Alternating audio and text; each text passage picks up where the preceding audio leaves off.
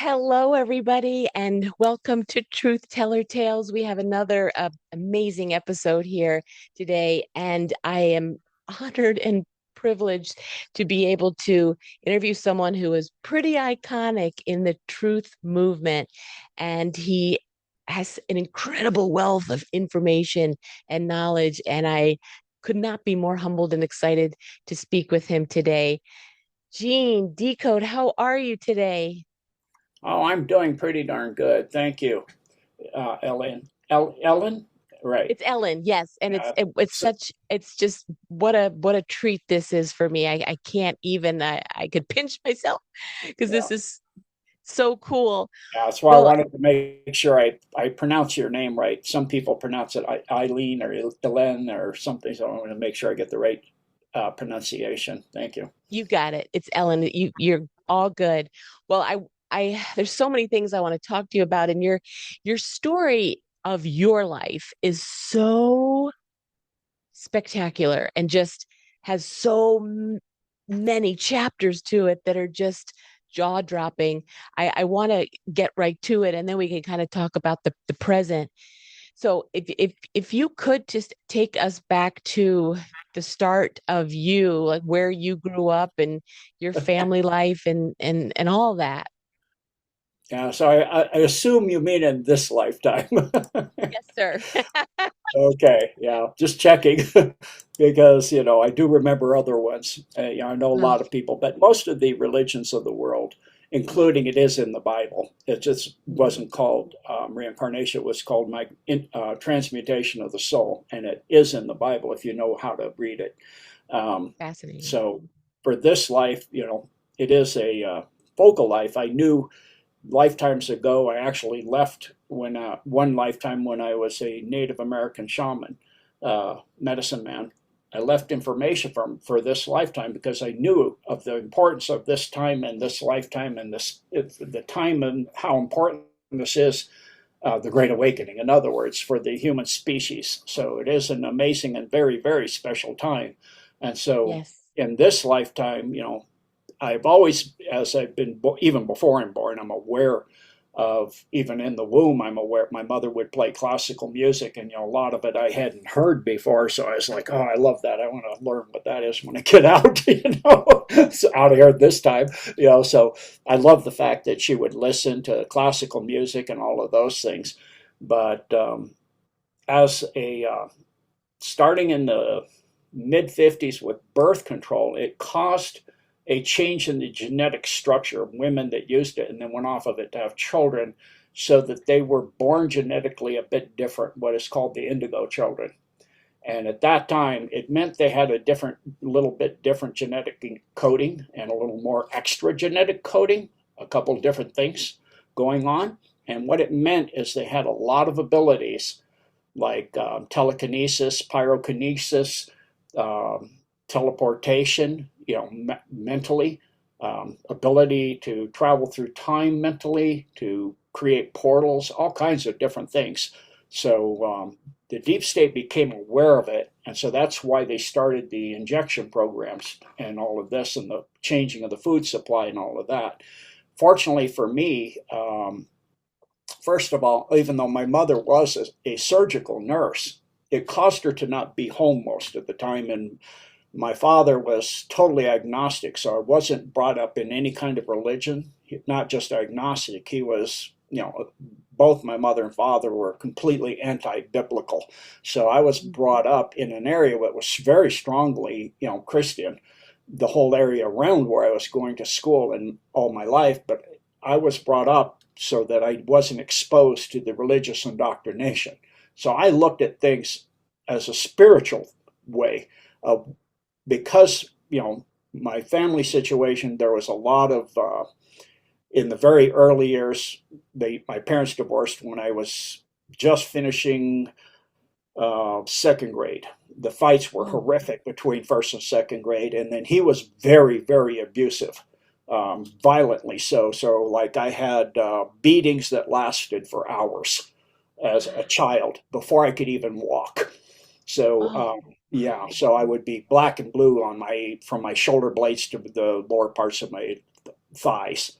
almost to the knees sometimes. And at one point, for example, my father was driving. We were coming back from a ski area, and he was really tired. He'd had a rough day pulling a lot of toboggans with injured people. It's a hard work as a ski patrolman. They were both ski patrol, and so he pulled over and took. I was sitting on my mother's lap, and due to all that beatings, I wasn't very thrilled about being near him. So when they switched drivers, I sat next to her, and he said, "Sit in my lap," and I said, "No."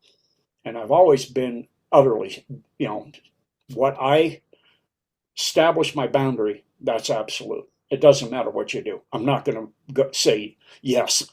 And that actually has saved me from being taken completely by a demonic later on in life. But so I said no, and he started to beat me. And he beat me all the way from the bottom of the pass to the top of the pass. And she said, "You can beat him till he dies." He would stop every 10 or 15 minutes. "How about now?" "No."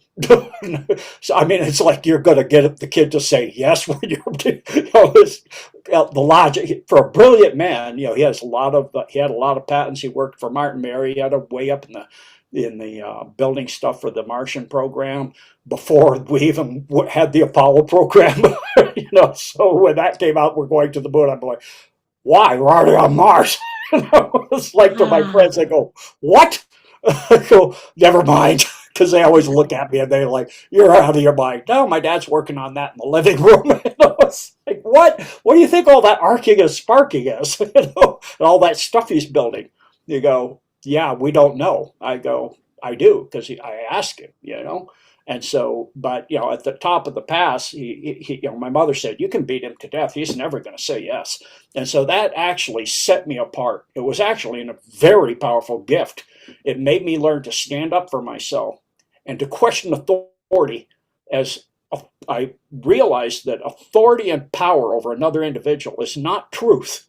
Just because they say something is this way, it's this way, that's the right way, doesn't mean it's so. So I began to question everything. And then my mother's her father was actually a steel worker, but he had a lot of outdoor lore. We would go out camping, and he would show me how to like make a fishing rod and catch fish and make a lure out of just tinfoil or whatever you had laying around, all kinds of things, how to make a fire, how to do all kinds of very down to earth stuff. And then, of course, my parents would go up skiing every day of the winter possible, every day hiking and backpacking and rock climbing.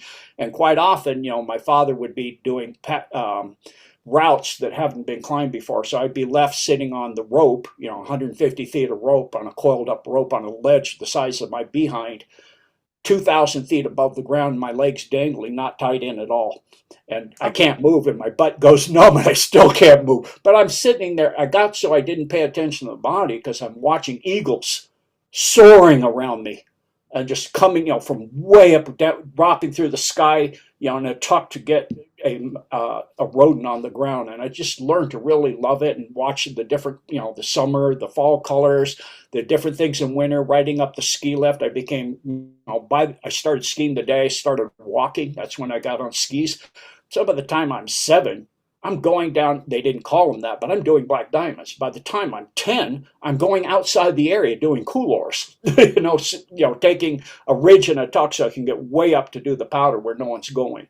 And so, it was just, I would ride up the first, get to be the first in line and, ride up and see the brown, freshly fallen snow and see the sparkling and get out there where you're completely by yourself and you're in control. You can go from 0 to 100 miles an hour in 3 seconds and come to a stop in 5, when you're that good of a skier. And it just gives you a sense of being one with the snow. It's like flying. It's as close as a human can get to flying without flying. And so you're more in contact directly with nature, which is God.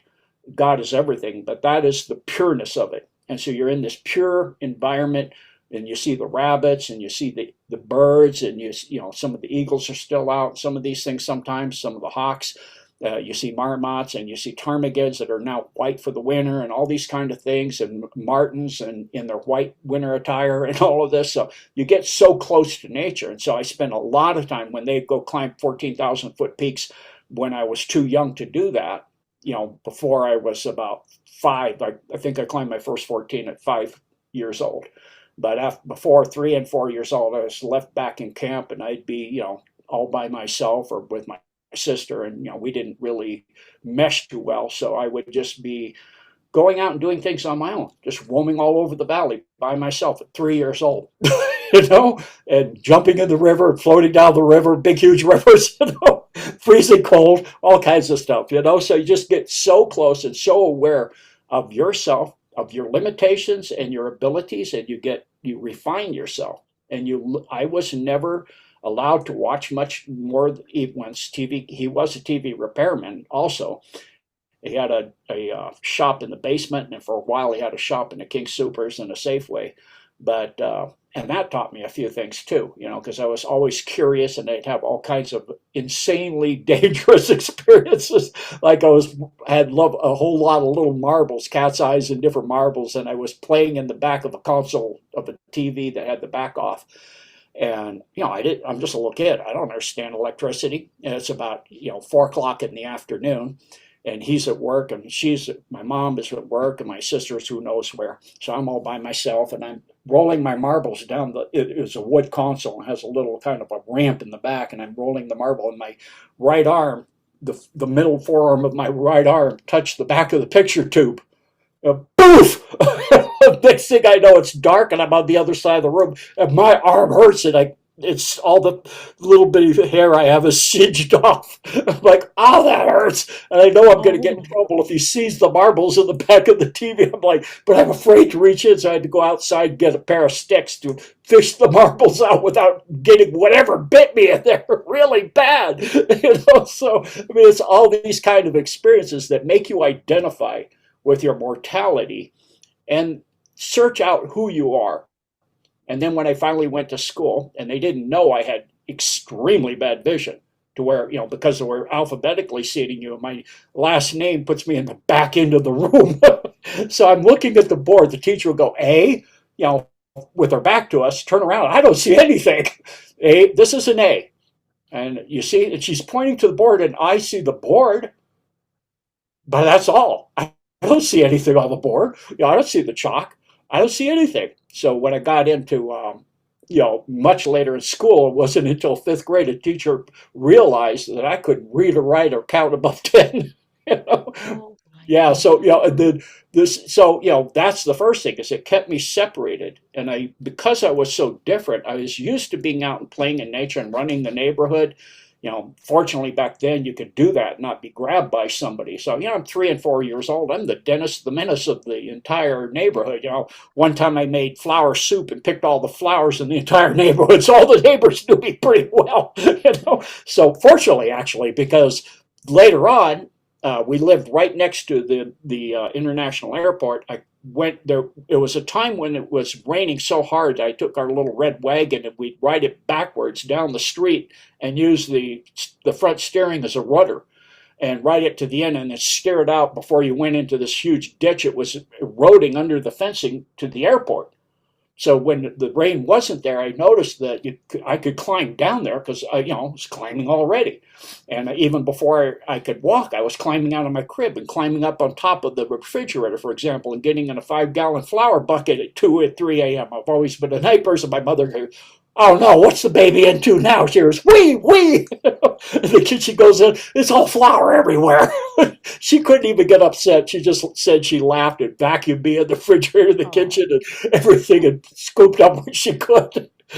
oh, So I'm always, oh, climbing things. So I climbed down into that irrigation ditch, and I was always fascinated with the planes because they're like huge roaring birds. It was amazing to me. So I climbed out and I climbed back up the other side and went out on the runway. And fortunately, my mother had put me in a little red cowboy suit. And so I was a little red baby on the runway, and this jet's coming down. All of a sudden, it powers up right over my head, and then police, airport police comes out, gets me, puts me, because I'm sure they contact the tower. There's a baby on the runway. There was a little kid on the runway in a red suit. So he comes out, and the only thing I could say, now I couldn't really talk much yet, and I couldn't pronounce my name correctly. It came out Bippy as he asked me, what's your name, son? I, Bippy. He goes, where do you live? I Bippy. He goes, I got that already. Where do you live? I just point with my finger. I Bippy. So he took me to that part of the neighborhood. He goes, first house he stopped, I'm sure the person said, yeah, we know where that kid is, where he belongs, you know. So he took me. So, you know, it's just, you have this different way of being on your own, of, Yeah. you know, not really knowing what's going on in school. The teacher's showing things that doesn't make any sense at all. Then I go into second grade. My parents are getting divorced, so I'm not really there in school much. I'm just mostly kind of sitting there and looking out the window till we get out and going and playing. And we take fold your coffee cans and take the top. It was the first frisbee, and you mash it with a rock so you can cut your fingers off, and you throw it back and forth, you know, on these hills and stuff. And so, you know, it was mostly just, you know, being out in nature and playing and learning, you know, about flying again and all that kind of stuff. And then by the time I got into fifth grade, when my dad remarried, um, and in this situation, his new wife had three children, and Oh, so my father was very abusive also to my sister, but it also included sexual abuse. wow. Fortunately for me, he wasn't bisexual or homosexual, although his grandfather was, or his father rather, and his grandfather, and all the lineage all the way up. I learned later they're all 33rd degree and above Masons. Oh, Yeah, way wow. up there. And I even know some of them. Some of them are extremely famous people. If I mention names, whole cities are named after some of them. So Oh, it's a wow. really powerful lineage. And he was the black sheep. He did not want to go into that. So he and his father and the family did not associate with him at all. He had a huge family, and they had the coat of arms all the way back to Bavaria in 367. So I mean, that's those kind of families that have that stuff. And so, you know, as I got older, and he remarried, and I was in fifth grade, and my first day of school, we went and we had moved to a new place. And so I get off the bus, I go in the first class, the teacher is talking about the Bible. Well, I've never even heard of it. I never even heard of it. So I raised my hand. She goes, yes. What's the Bible? And you could have heard a pin drop all of a sudden, and everybody turned and just, oh. And as soon as this class got out, everybody went out in the hall, and it went down through the hall like a ripple. And everybody went up against the walls like the Dead Sea parting, and were pointing and whispering at me. And all the bullies started like kicking me in the crotch and punching me. And it was getting to the next class. It was terrible.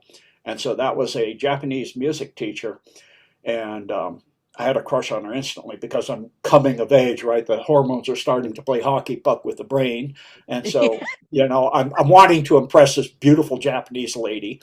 Yeah, I'm a fifth grader, you know, young boy, getting all that stuff going. And so at the end, she said, you know, if you would like to have extra credit throughout the class to get extra points, there will be many projects. So here's the first one. Anybody want it? So several students, I raised my hand because I want to impress her. And she hands it out. And she says, go ahead and look that over and take a few minutes. And then she said, anybody have any questions? And I'm the only one. I raised my hand. She goes, yes, what's your question? What's the assignment? It's on the paper. Just read the paper. I go, can't you just tell us? It's right, very simply written on the paper. Just read the paper. Why can't you just tell us? She goes, could you please stay after class? I want to talk to you. Because she figured it out right away. She was sharp. And after everybody left, she locked the door and she came over and she goes, what is this first word here? It was the letter A or right? And I go, I don't know. You don't know Wow. what that is at all? No, it's some lines on a piece of paper. That's the letter A, or in this case, it's the word or A, like a place to go, an assignment, a way to do this assignment is. So I go, no, I can't read. You don't know the alphabet at all. Well, yeah, I know it's twinkle, twinkle, little star, A, B, C, D, E. She goes, no, that's actually written on there. All those letters are in there. Oh, interesting. She goes, can you count? Sure, I can go to 10. She goes, you can go to 10? Yeah. You want to hear me? No. Can you add? No. I'm not really knowing exactly what you mean by that anyway. She goes, you don't even know what that means? Not really. I've heard it said many times, but I really didn't care. I don't care. What were you Wow. doing? Mostly playing. So she's like, I've heard you had a terrible time coming here, and I heard what happened. So what I'm going to do is when you get off the bus, go straight from the, wait till everybody's in the rooms, go straight to, I'll show you my office, go into my office, use the door, and I will get you remedial math, readers, everything. And you will study all day. And then when lunch comes, I will bring you lunch so you don't get like it's going to happen. They're going to knock your plate over, all kinds of stuff. So don't even bother. And if you go to the playground, they're going to hurt you. So I know how this works. So she actually mentored me and changed me quite a bit. So um, and my father, was saying I'm stupid and retarded and I can't do anything because I couldn't read, I couldn't, count. He's a genius. He has patents in his name and all kinds of transistors and things he's patented and all kinds of stuff. So he figures I'm an idiot, because I'm talking Wow. to things he can't see. I could see little people and demonics and all kinds of stuff from because I never had anybody tell me that that's not real. For me, Hmm. it's as real as you are. I'm looking at you on the screen. I can look at them right there. And I'd be playing, and my friends would come over, and they'd say, you want to go hiking this weekend or something? And I said, I go, yeah, sounds good. And so when I was young, my older brother and there's going to pick us up. We'll go hiking up here, and do some rock scrambling, and you can show us some stuff. And I said, sure, sounds fun. And there's a lot of great people there. And they get up there and goes, nobody's here. That's what I mean. There's a lot of great people here. The other bad people aren't here. They go, what? And they come in my room and I'd have the models of yesteryear Matchbox toys lined up. And they go, what are you doing? We're going to have a race. We, who's we? Me and all the little people are dressed up in 1930s attires with the ladies have nice dresses and parasols and all this, and the men have top hats and tuxedos. Uh-huh. Okay. So you do want to go hiking. Yeah. Okay. We'll see you tomorrow at 8 o'clock in the morning. And it's just like look shake. I could hear him going down the hall. Wow, is he different? Yeah. So it's just for me, that was normal. And they were Yeah. very, very wonderful to me. So, I loved them. So they were really sweet to me. They're real good. And I knew the bad people and the darkies, I called them that swarmed over. Most people have one or two darkies or more, and some of them have some really nasty creatures on them. So, I knew who to avoid and who to, that's why I hardly had any friends, as I took people that hardly had any of that stuff before I would even talk to them. If people were swarming with them, I knew that's not a person you want to associate with because they're not thinking Right. for themselves anymore. I knew the darkies would talk to them in their head and they just do whatever the darkies told them to do be nasty and mean like the people that were beating me up and stuff.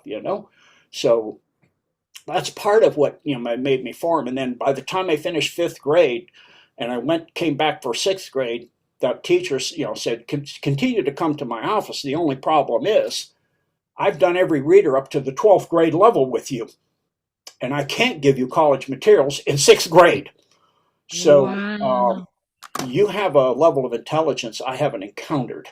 So the only thing I can think to do is this was before there were many Hispanic children in the country. There's a boy that his family just came here from Mexico. He can't speak English at all. Your job is to learn to talk to him and teach him English at a sixth grade level. And so, but I have to grade you somehow. So what you do is go to the library and pick a book and make a book report. I go, that's boring. I've already read everything in the library. What do you mean you've read everything? You mean including the encyclopedia? Yeah, Encyclopedia Britannica and the other encyclopedia that they have in there and all the other books and all that. I love Andrew Norton. That's really nice stuff. I remember some of that stuff. What? She goes, what?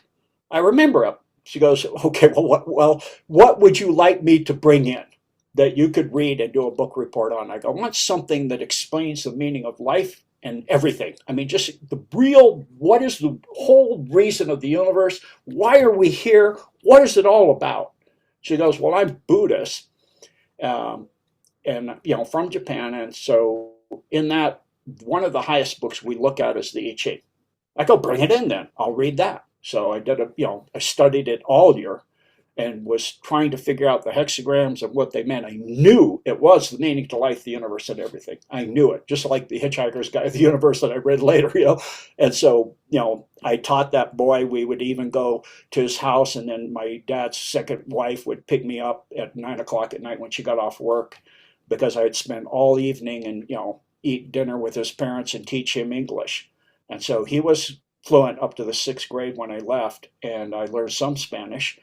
Of course I had to be able to teach him anything. So we had to just start, like, you know, imagine you're talking to some being from another planet. You have to Mm-hmm. establish a way, you know, you pick up like fork, fork, fork, spoon, spoon, and they go, you go tinador, okay, fork, tinador, got it. So you're going through, you know, the different names for things. So it opened my mind to communication more. And then again, when once you're done sixth grade, you go to middle school. But the school I went to was 6 years, seventh through 12th grade. So when I got into seventh grade, and you pick your classes now, and you move from class to class, and you have locker, and you put your stuff in the locker. And I had Yeah. the locker had I was the short little tiny guy, so I had the bottom of the locker, and then there was a middle shelf and an upper shelf, and the tallest one would have the upper shelf. And so they became my best friends, my locker partners. And then I went, Oh. you know, got the counselor, and he said, "What do you want to take?" And I go, "What do you have?" And I looked, and I said, I want to start with algebra. So I see you have algebra one, two, three, and four. I want those. Well, he goes, what? I go, I want to take algebra one, two, three, and four. Well, one, two, and three, one and three are offered now, but three is eighth grade. I go, yeah, but I already know all that stuff. What do you mean you know it? Well, I'm just needing the credits, right? He goes, I already learned that, you know, in fifth grade. He goes, what? You learned this in fifth grade? How? Just a teacher gave me some stuff to study, and I did it on my own. You learned algebra on your own. Well, you know, it had questions and answers and things and keys and all kinds of stuff, and you go through it, and it's relatively easy to understand. He goes, well, okay, I'll give you a test right now to see if you can do algebra 3. And you know, okay, you passed it 100%, so you can take algebra 1 and 3. So a lot of, you know, the eighth graders knew me well because I had a lot of eighth grade classes. I did the same thing. So by the time I got to 10th grade, done with 10th grade, I had taken every single class of the hardcore subjects in the Wow. entire city curriculum for the whole Wow. city, you know, that they offered for the public schools of that city. I'd taken everything. So when I got to 11th grade, the counselor goes, there's nothing left for you to take. We do have a special thing now. You can take college courses. We have some college instructors, so you can take some new things at advanced level. If you get an A in that, it's a 5.2, not a 4.0. So I had above a 4.0 graduating high school.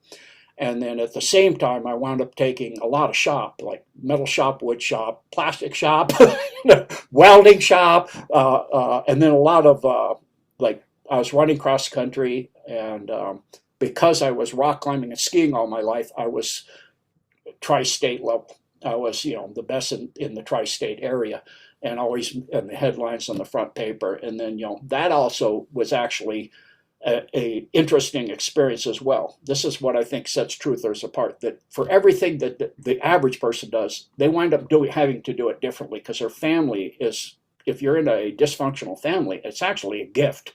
So my parents, both of them, hardly knew anything about me, and my mother was out of the picture in another state. She and I hardly know anything about her at all.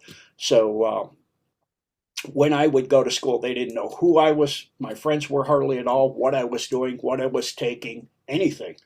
And so it empowered me, and then to do things in my own way. And so, like, even going through the hard classes, because I'm studying his journals, my father's journals from Martin Marietta, I'm reading Scientific American and all these kind of things. I have a different aspect of looking at things. So teachers would say something like in chemistry class, the teacher was talking about, you know, electron microscopes and things. And he said, the smallest thing they can take the picture of is a molecule. They can't take pictures of atoms. I said, yes, they can. Electron microscope has taken pictures of a U-235 atom. And it's on, you know, the cover of Scientific American last month. And, I raised my hand and he said, yes. And I said, that's not correct. Da, da, da. So back to the principal's office. And the principal actually set up a locker and he just pointed and said, go, I just sit there till the next class and usually spend half the day there reading other stuff. He brings stuff in too, so that was different and unique. So I got a lot of exposure. And, Wow. because of the fact that, it was the 60s and 70s and I Yeah. had hair down beyond my shoulders. So I'm a hippie. But at the same time, I'm a nerd because I'm above 4.0. And I finished all the main courses before I even get, in 11th grade. And so I'm taking all these shop classes and other things. But because I'm top in the cross country area, I'm a jock. But the jocks don't like me because I'm a nerd and I'm a hippie, and the hippies don't like me because so I hardly had any friends at all. Just a few. And skiing wasn't popular until I got into about 10th grade. There became a ski club, and I go, well, that's a great way to go to those ski areas instead of the same ones my parents go to. The same because they're ski patrol. You always go to that area, and I got really I've skied everything a million times, because I'm skiing as fast as I could go. I bet, I would take like lower halves of black diamond slopes that I tuck and hit 110 miles an hour, to get into the lift line, to get up, as soon as you can, get that last run, all kinds of stuff. So Yeah. it was just, you learn to be, you're not worried about what other people are thinking about you. It's not valuable to you. You're only Yeah. caring about and you're careful with your friends, what they can encompass. And the only kind of place where I could feel I could be myself was at my dad's oldest sister, which was the only human in that generation in our family. And I realize now I'm the only human in my generation in my family. Um, when they would drop me off sometimes to go to certain things that they did that were adult, and so I would stay the weekend with her, and her son was a Green Beret, and she would make me take a nap at 2 o'clock, and I'm laying there wide awake at 2 o'clock for an hour. So I'd get out his little tanks and stuff, real metal tanks, and I'd have wars and and battles and races with the tanks and stuff. Just playing and mostly just racing the tanks with the little people because I didn't like war so much and stuff. So I got out of Hmm. that pretty quick. They said, "Could we not do this?" Well, that's what they're for. We don't care. I go, well, yeah, that's right. It's not really nice to hurt people. They go, exactly. We're glad you're paying attention. So, I had good instructors, even though they're real small, right? So it was just, spending and then she would teach me how to plant and very meticulous on cleaning the house and help teach me how to clean and plant things in the backyard, and she did her laundry the old way and hang it up on the line and all that stuff. So I'm really getting my hands in the dirt and appreciating nature again. And she Hmm. lived right across the street from a museum just a little ways and a zoo, so we go to that all the time, and I'd ask all Oh. kinds of questions and stuff.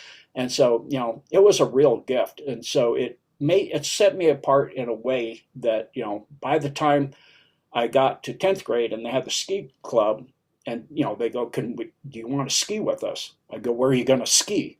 And they go, well, we're going to these slopes. Boring. Boring. What are we going to do? Go backwards to make it a challenge? Ski on one ski? What is that? It's boring. This is like a green slope. They go, Oh. what are you going to ski? Well, I'll show you as we go up the lift, and I point to the couloir. That's my first run. Then when I can get the path up the ridge, I'll go to the next one above that. They go, that's out of the area. Yeah, so I've been doing this for years. They go, what? You're not going up there. Wait for the next run when you ride up the lift and you'll see my track in the brand new powder snow. It's awesome. You sure you don't want to go with me? No, I don't want to die. No, it's not that bad. All you do is it's narrow, so you just do jump turns until it widens out, and then you can do Christie turns, all that stuff, all the way down, and make a beautiful. It's like flying, and you'll be going. The powder's deep, so you only be going 40, 50 miles an hour. It's not like you're going 100 miles an hour or something. It's not that scary. They go, well, yeah, only 40 or 50. Yeah, so when it packs out, yeah. Then you have fun in the afternoon getting those last runs of the day and going, taking the whole from the top of the mountain down and talking 100 miles an hour. Like, what? So, being ski patrol, my dad would always get super sweet. So we'd be the last two people on the mountain, and we would see who could get to the bottom first. And we'd take the entire mountain, and it'd talk, and it'd be like I had wore glasses, and my glasses would whistle, like a jet stream off my glasses. It's like Oh, so. Yeah, you just have such a different life, and this is what I think yeah. sets truthers apart: is that Yep. they experience and focus on the moments of life so much because they're Right. ostracized. That's all they have. They don't have the Yep. friends saying, you want to go this, or you want to do this. Like I had one guy that was a good friend that did a lot of backpacking, but he was also with me and stuff. He liked that, and taught him to do some rock climbing. We do backpacks in areas with no trail. Just have another friend with a car drop us off, and I go, we're going from here to here, and I'd show them how to get through areas and go up cliffs and all stuff with backpacks on and all that with my husky. And she was telepathic with me, so I could tell her where to go if I jumped something that was too much for her. I could tell her to cross a log that I couldn't get across and all kinds of stuff. So we had a great time. But he was a football player, and so he said, "You want to go to a game?" And I go, "I guess." Have you ever been to a game? No. Do you know anything about it? No. And he goes, well, let me explain to you what each thing means. So a touchdown means this, and it's this many points. And I go, so what's the point of the touchdown? It's this many points. No, why are you taking the ball, that ball that's weird? It's some kind of like spacecraft looking thing, and it's really hard to catch in the first place, and it hurts if you miss it, and try to catch it the wrong way. I've tried it and I broke a thumb one time, so I don't like it. And he goes, well, the whole point is, they do this. Okay, I went and watched one game, and I'm just halfway through, and it's all the cheering. It reminds me of the Roman Colosseums and stuff, which I hated doing those lifetimes. I'm just sitting there waiting for it because I have no way home for it to come to an end. He goes, so what'd you think? Interesting. He goes, you don't sound like you liked it. Not really. He goes, why? Um, it's just kind of dumbed down, well, not dumbed down, um, watered down Colosseum, like the gladiators and killing each other, and or killing the Christians, or it's like that. Well, it's not like that. It's nobody really gets hurt. What about so and so? He's going to limp for the rest of his life, and he's not even out of high school yet. He goes, well, sometimes accidents happen. Yeah, I know, skiing, sometimes accidents happen if you make a wrong judgment, but here it's not under your control. It's under somebody else's control. I'm not particularly thrilled about that when my health and my safety would be under somebody else's control. If it's under somebody else's control, I'm going to learn somehow to control it. I'm not going to be in that. And so he said, well, probably we should not do this again. I go, probably Yeah. you're right. So, it made me realize team sports, football, baseball, basketball, was just a waste of time. It wasn't Hmm. real. It wasn't really about developing the individual. I understand the teamwork and all of that stuff. Like when you're rock climbing and you're relying on your partner to belay you and things that you can't quite maybe do on your own without a rope. But I got to the point pretty quick by the time I was 12 or 13. Most things I could do without a rope, even sheer cliffs or overhangs. So you use the rope when you're doing something that's at like such an edge that you can barely do it. In case you fall, you don't die. So there was Gene, that. that's so interesting because of your life. I can see why, I've interviewed other people and team sports saved them because of the father they didn't have or the teamness of it. But obviously with your life, you had to, I love what you said. If other people were in control of your safety or that wasn't for you, obviously because of your life history, that would not appeal to you. You had to be the person that was in charge and of what you were doing. And because I kind of know some of the things that happened to you after this, I I I want to go into that because I this life that you just explained obviously had to happen. Had Yeah. to happen. in Yeah. order for you to dive into what was coming next for you. Right. Because the defining thing it did is that whole thing of who's in control of your safety in your life. Because of Yeah, the brutality of my home life, of being abused at home, and then having right. bullies and stuff at school all the time. That's why I didn't even go to fourth and fifth grade, or third and fourth grade. I'm sorry. I completely ditched school. I never even went. Once my father got divorced and I lived with him, I just ditched school. The only day I went to school was 1963 when Kennedy got shot. That was it. They, a kid came and got me in the park and goes, "You got to come into the auditorium. They're in the cafeteria. They're calling everybody in. There's something bad happened. Everybody's being called in." And, it was bad. And so again, the only day I go is something terrible. So I don't want to go anymore. So Yeah, I want to see this kind of stuff. So yeah. it made me different. So what it did is, I did get a full scholarship because of lettering and cross country and having a 4.23 grade point average. But my father had to sign that he would not support my education, and he refused.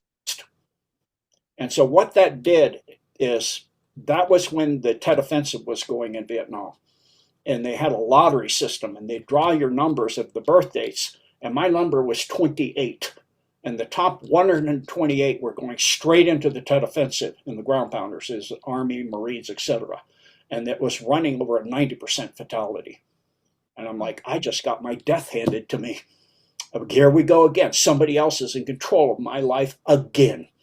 And I Yeah. said, okay, so I need to somehow avoid this, because if I could get this scholarship, I could go to college and not have to go in. But now I can't. And I thought that's, my way out. So I lost that. So I said, okay, what do I do? So I thought, well, they're not knowing completely about what's going on over the Navy. So I will join the Navy. So I called up my mother. She came up from New Mexico, picked me up, and took me down and gave me a free vacation, skiing at, money and everything paid. Signed up for the Navy, and I had a delayed entry program, and I spent like a few weeks skiing at Taos by myself on the amazing back slopes of Taos, and then went in to boot camp, and volunteered immediately for special forces. And because of my eyesight, again, they go, "Man, the condition you are in is obvious. You are in incredible condition, but we can't take you. You have to have perfect vision." And I was actually getting out of shape in boot camp. I was running at that time a mile at 4:05, because I'd been running at high, at 14,000 foot peaks. So, at sea level in Florida, 4:05 is nothing. And Yeah. so, they, and when I took the entry exam, I got a score they'd never seen before. They actually, on the first part of the exam, which, I hadn't studied electronics at all, even though my father was in it. Because he was in it, I avoided it. The only thing he did was force me to learn the color code for resistors, red, orange, yellow, all that stuff. So, you know, I didn't want to learn anything involved with anything he was doing. So Hmm. the first part of the test was electronics, I used my innate abilities as an indigo child. And I read the first problem, and it said, Ohm's law states which of the following. I go, Ohm's law? Ohm? Like in, Ohm. You meditate? I equals E over R, I R E. I'm like, oh my word. So I went to the 150th, the last question, number 150. And it's this massive like scribble work. It looks to be, it's a circuit diagram. And it said, if you reduce the resistor R17 from 100 ohms to 10 ohms, replace it with 10 ohms, what does it do to the current across it and the voltage and at the output of the circuit? I'm like, wow, was gobbledygook, So I just closed the book, looked at the answer key, the answer sheet, where you black and A, B, C, D, and all of a sudden I see a pattern form of light and dark. So I just filled in everything so it all matched in one, all dark. I saw, of every one of four, one would be light and three would be dark. So I'd make the other one dark. And, it took me about 5 minutes. I handed it to my, the recruiter. He goes, "You've only had 5 minutes. You don't want to check your work?" "No, it'd be no use." Because I figured I'm just guessing, right? He goes, "You're sure?" "Yeah, I'm sure." So he puts it down, gets out the answering key, and he's moving it back and forth. And he goes, "This can't be right." And he looks I go, "No, it's that bad." He goes, "No, that's not what I'm saying." Yeah, I go, "What are you saying?" "Well, let me check I got the right answering key first." So he gets in and goes, "No, I've got the right answer key. You've aced it." "You got the wrong answer key." You go, "No, I don't." He goes, "Almost nobody aces this one. So the next one is mechanical engineering. So I'm gonna have to go down the hall and get the Air Force recruiter to watch you with me, and we're both gonna watch you because I think you have to be cheating somehow. Can you see enough without your glasses?" I go, "Yeah, if I stare like 3 inches from the page, yeah."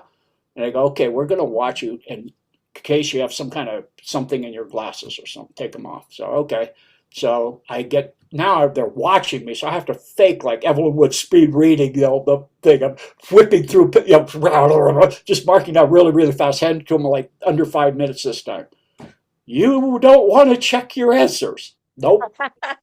Because it's the same thing. I read the thing and it goes, if the pressure in pipe one and it's this size and this diameter. Again, I didn't study that in high school or at school at all. So I realized I might as well just I see the same pattern again. So I just filled it out and I go, okay. And I ace it again. So now he goes, Wow. "We're going to call in all the recruiters. Get the Air Force is here, so we'll get the Marines, the Coast Guard, all of them in here, the Army." So I have this audience watching me go through the test. And they get done. They go, "We're going to have to go. I'll be in contact with you."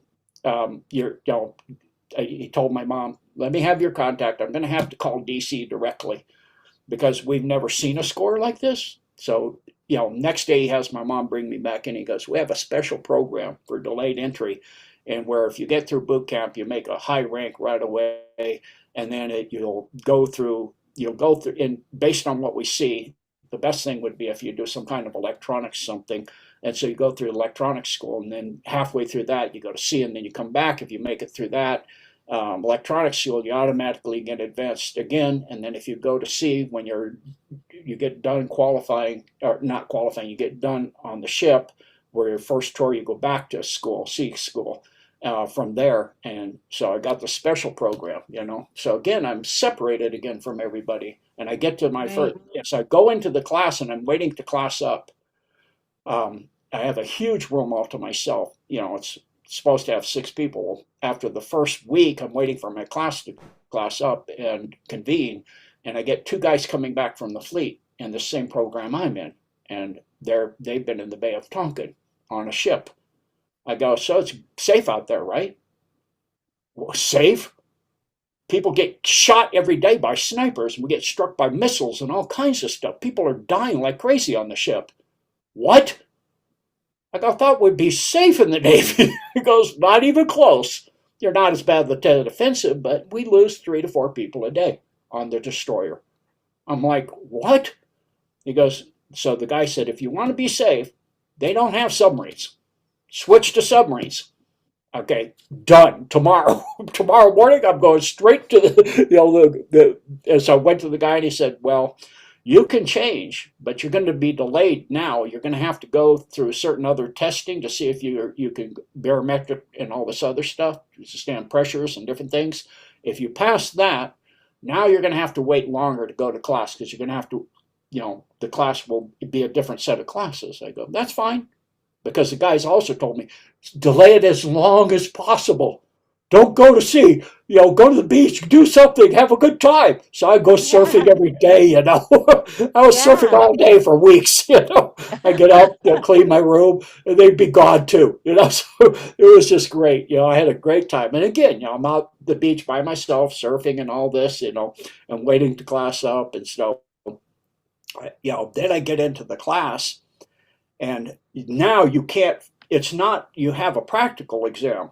You can't fake it. You can't fill out a Mm. pattern. They put a problem in a piece of equipment and you've got to find it. And I'm Mm. like, oh no. So I am literally studying all night long before tests for a week. I'm almost not sleeping for an entire week before a test. And I get through that class by the skin of my teeth. I am the last in the class. And you class up, you pick your submarine by the order of your rank in the class. And I'm last. So I get no choice. I get what's left. And so there were several SSBNs, a few fast attacks, and one diesel submarine. And I see the SSBNs and the, going first because they know when they're coming and going and that stuff. And the two instructors in the back of the room, and each time the upper people in the class are picking, I see them just like holding their hand over their mouth and they're turning red. And I can hear snickering, because I hear really, really well.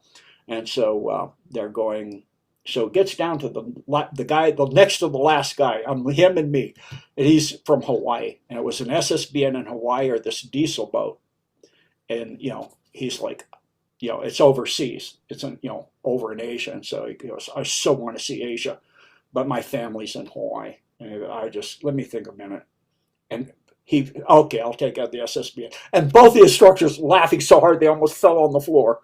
And I'm like, they go, stay after class. We'll explain. So I go, what's so funny? You got the best orders. I would give this teaching job in a heartbeat to have those orders. You're going to have the best time of your life. I go, what? He goes, oh, that's an awesome, assignment. But they didn't tell me that, one thing in submarines is you have to do what's called qualification. And I was the first new person going to this diesel submarine in like 10 years. So I'm the only non-qual, as they call it. So the hazing is brutal. I'm the only, Oh, I'm sleeping on the way to the cruise mess. On the top rack with a heat pipe going down the middle of my rack, and they yank me out of it's 6 feet up. People yank me out on the floor of my sleep. My legs from 6 feet up. It's brutal. And so again, I'm ostracized. I'm the only yeah, one like that. So again, and so because of the way I went through, fifth grade, sixth grade, and then high right. school, of really being Yep. studious and having a lot of reason to qualify quickly to get out of this Hmm. brutality again.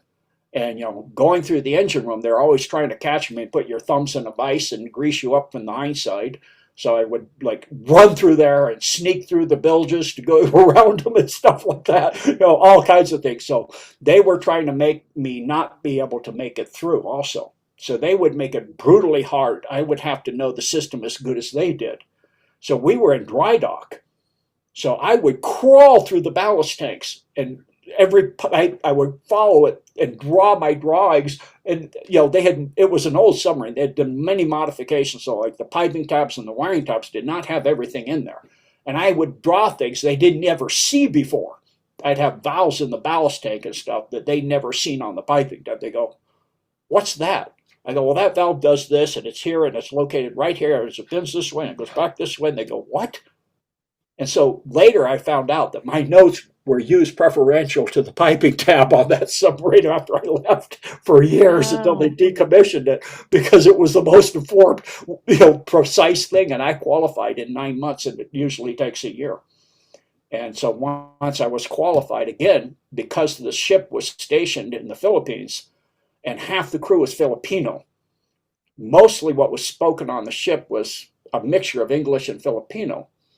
And so I wanted to understand what was being said. So I started listening like a child to what the Filipinos, and I would just stay around the Filipinos because they were nice to me and they didn't brutalize me, and they'd help me because they were kind of ostracized by the rest of the crew too.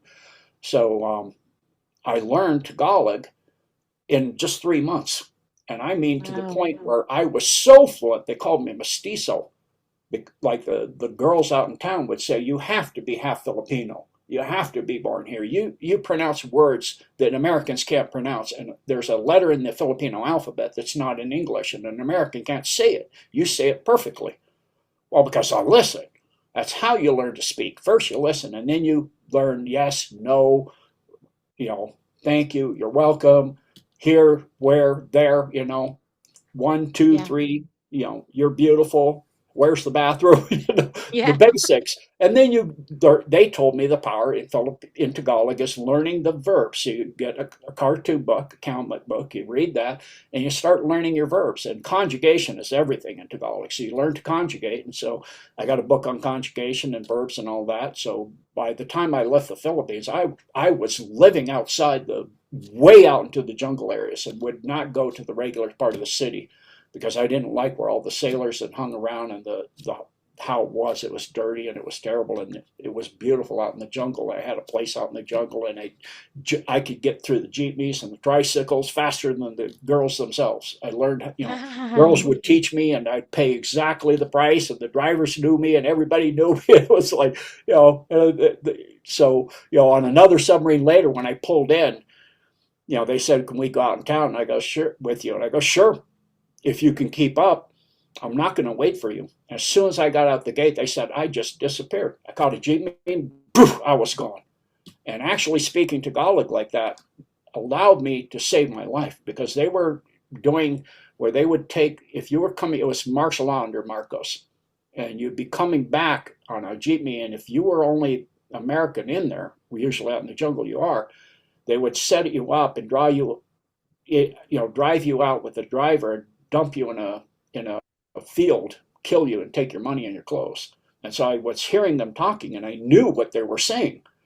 So when it came to a stop with somebody to get on, I jumped off and grabbed a jeepney going the other direction, and then went about a mile, jumped off and go back the way I came. So if they were following me, they couldn't follow me. So a lot of that kind of thing, again, I was very separated and on my own Yeah. and doing things in my way and associating with the people. And I always wanted to know like the culture and the people, and they had a total different way of life and a different way of Right. seeing things and looking. And it's always this immersing yourself in research and learning Right. the nature of life and the people you're with, and Yeah. without the programming, so to speak, getting down to the You know, roots of the culture and how they tick. it's so amazing to hear you say that. I mean, you got that lesson so many times, but that would seem to be just your natural way of dealing with things because of everything that led up to that. But what's also so interesting is you say that were able to speak the language and get out of tricky situations because you understood their language. And it's, and times when you were littler and you were being beaten up. So you had these experiences where you were kind of you were able to get out of because of who you are and what your abilities were until the one time it's so interesting, the one time you had the actual death experience and Yeah, and and that obviously that had to happen too, Gene, but I really want to make sure we have enough time to talk about that because you had so many that you got out of having not having to go that far leading up to your death experience in what was it 1992, something like that. yeah, I really 1992. So, yeah, let me please. go through the changes that living the way I did, the key experiences that changed me. So the first happened, I left home because of brutality at 16 with a friend whose father was an alcoholic. And so his brother was there on furlough from the Marines.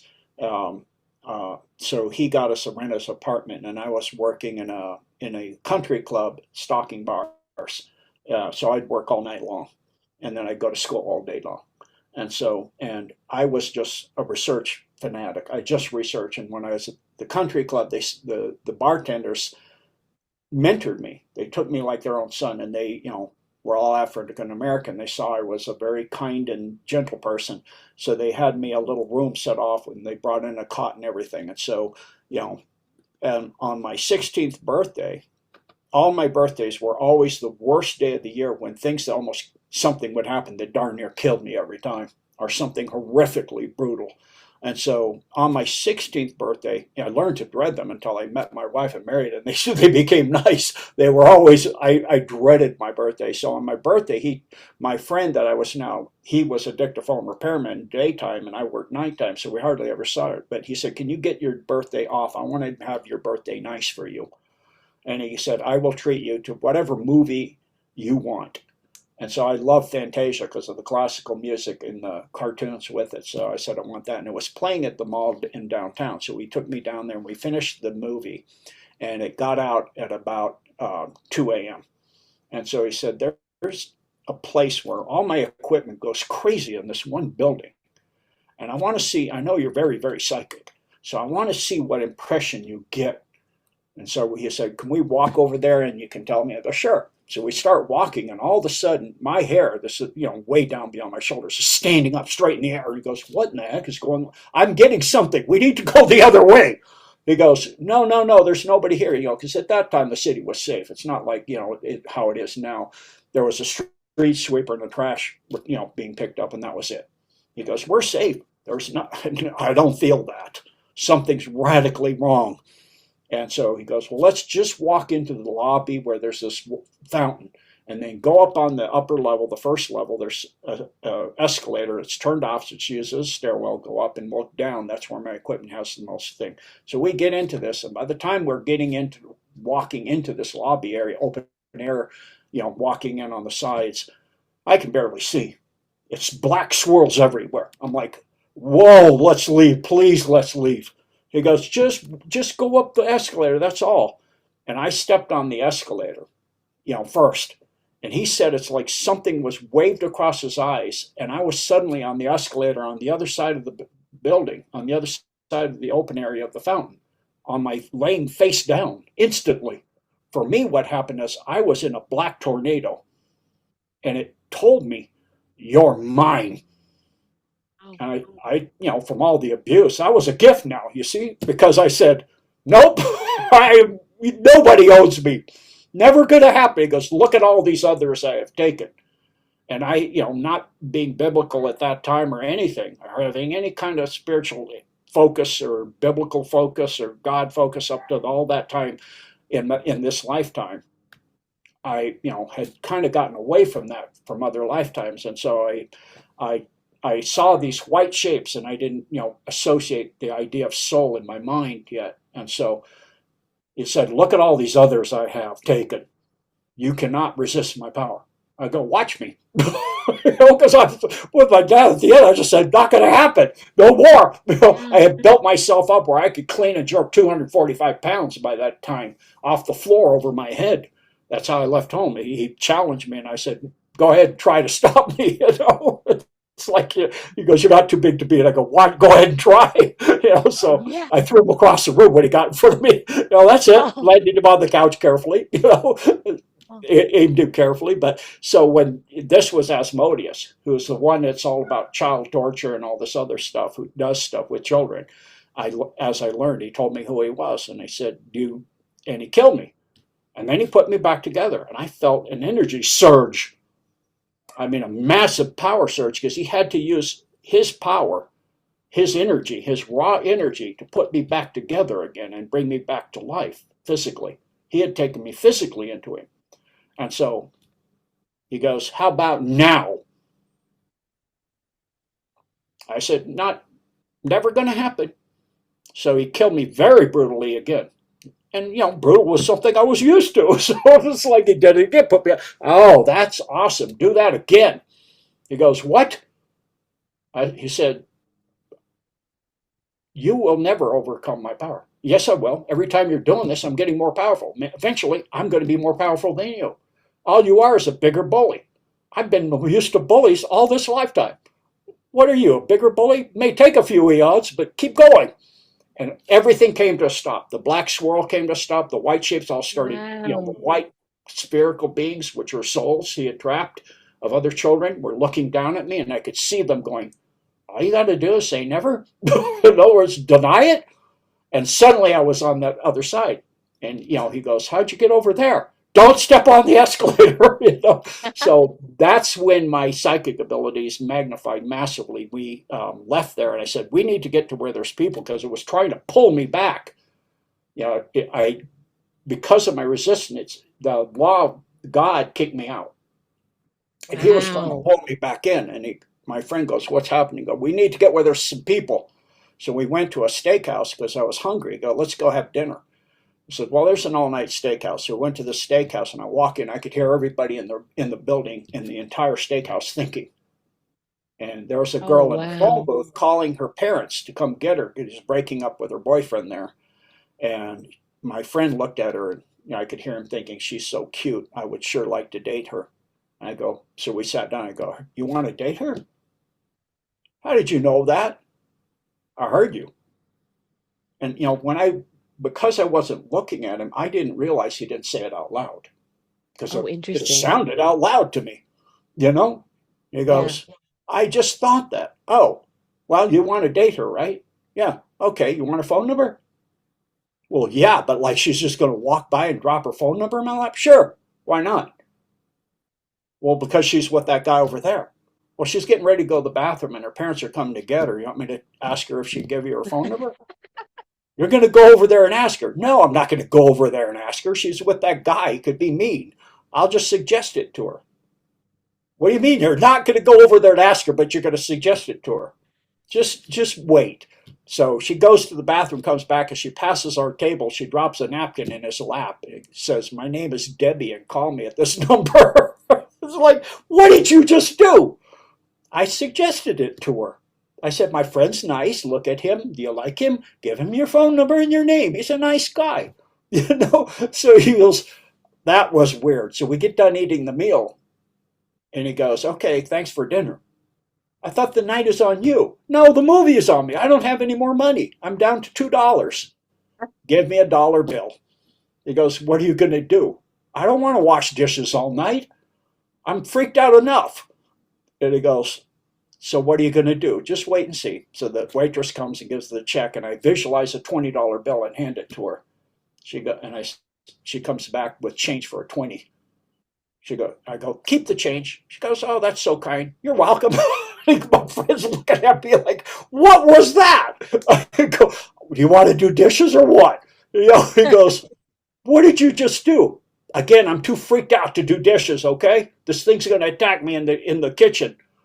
We need to get up in the mountains, away from this thing. So we go up in the mountains, and the whole sky is flashing blue from that building in the city. He's like, what is that? I go, sky flashes, I guess. Yeah, I go, it's trying to pull me back. So let's just camp out here and throw our, sleeping bags down and stuff, because we always kept them in his car and stuff. So we did that. But that started to change me. And then when I went on that first submarine, its job was to pick up UDT SEALs in Okinawa and launch them in the Bay of Tonkin from underwater, most of the time through mini subs, and then we would move the submarine and they would find it. And that impressed me, and I would watch them work out, and I go, I so want that. I want to have that level of ability, because I will control every conflict from now on. Somebody that comes at me, I will control it. And Hmm. so the first thing I did, after I went back to my sea school and I came back and I got an SSBN in Hawaii, I immediately went, as soon as I got done with the first patrol, to the recreation supervisor for Pearl Harbor. I said, I want the best martial arts instructor in Hawaii.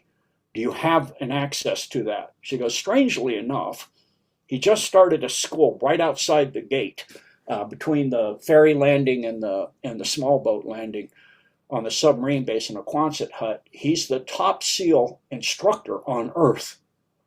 I go, that's my guy. So, she go, okay, here you go, here he has classes. And so I went to his class and started classes with him. And that's how I got in martial arts. And that defined me. And that Yeah. changed everything. That made Wow. me who I am. That created my death experience. It did everything, because he was the real thing. So, I learned sword techniques. What he said it was Kimpo, but I've been to hundreds of Kimpo schools. It's nothing like that. It was stuff he learned from a Vietnamese man in Vietnam, and through SEALs and all that stuff. And he had augmented it with tons of stuff.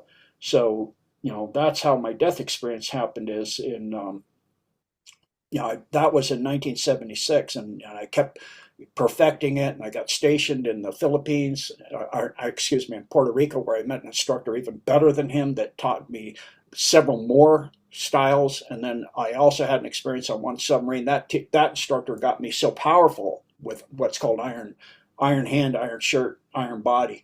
And so I didn't realize the love, it was all hard styles. And I didn't realize how powerful I'd gotten. And on my third submarine, I had a guy that had come from carriers to the submarine and didn't know, what the kind of the unwritten rules of being in a submarine. So if you bump somebody and you've been awake for like 3 days, you're exhausted and you only have 20 minutes to eat, and so you're eating as fast as you can go, and you've just finished a 90-day stores load out, so there's cans stacked up 3 feet high. So you're bent over walking into the cruise mess. You have to bend over. You inevitably bump somebody with your leg. It's accepted. If you didn't hurt them, they look at you, look at them, and you just nod like, okay, that was, it's not intentional. So this guy was sitting next to me. They bring out the food in bowls. You slop yourself like a hog. We're eating as fast as you can. I'm exhausted. I'm in charge of the division. I have to inspect all the equipment through the submarine, go through all the logs before I go and watch all of this stuff, because I'm going to report to the officer of the deck, the commanding officer, the executive officer, all of this stuff. So I'm going as fast as I can, and I get up and I bump this guy, and it's so light I don't even think it's in a submarine. It's not even worth noticing this time. So I get to the cruise master and he yells at me, "Hey, you hit me." I go, "No, I didn't. I brushed you." And I took off, because that's a done deal. It's understood. Okay, you misunderstood. No, it's not what you think. And I don't have time. I've got to go through all this equipment, all these logs, all this stuff. So I'm sitting on watch, and I'm turning over the watch, and people are coming and going. Officer of the deck's off-going's checking with me. The on-going's checking with me. The door opens, and this guy swings a punch right at my face. Wow. Well, I'm at the level now where you don't think, you move. I don't even think about it. I do a cobra on his hand, which sends all the power of his punch back down his arm. And I feel both the radius and the ulna completely like a wet noodle go into I go, oh my gosh, I've shattered both bones in his arm. And his eyes roll back, and he sinks to the floor, to his knees, hits the floor. And behind him is the executive officer of the submarine standing there. I'm like, oh no. And I immediately take his wrist and hold it as high as I can over his head and over my head. And the executive officer goes, "You want to press charges?" "No, call the corpsman up right now." "Why?" "Because his arm's shattered." "You mean broke?" "No, I mean shattered." "Why? All you did is block it. How could it be shattered?" "Trust me, it's shattered. Go get him, please, right away, sir." And the corpsman goes, let his arm down. Feel his wrist first. He goes, I go, "Do it gently." And he pushes. He goes, "Oh my word." He goes down the arm. Guys, I can't feel anything but like crackly, so like snap, crackle, pop. He goes, "Can you keep holding his arm?" "I've already been doing this for an hour." "Yes, go ahead, however it takes." "Yeah, I'm just running all the gear with my left hand." So he comes up, and they have to, puts a cast on the guy, and we have to go back to the Irish Sea, drop a slot buoy. Then a helicopter comes out from Glasgow. We surface the ship. This guy gets heloed off. And then we get a message that he have to be, getting out of the military in a medical discharge. His arm will have rods and pins for 16 months. I go, oh my word. I did not want to do this to him. I Yeah. had no idea I was channeling that kind of power back. So I need to get soft. So as soon as I got to my next submarine, or to my next tour back in Hawaii, I immediately went and started Tai Chi and Qigong to soften my abilities up and all of that, and went back to my original instructor as well, telling him what happened. And so he said, "Well, we'll work on you being able to control yourself a little bit." I didn't realize that you had gotten to that level because you've been gone for a couple of years on this other submarine. And I said, "Yeah, it's that level."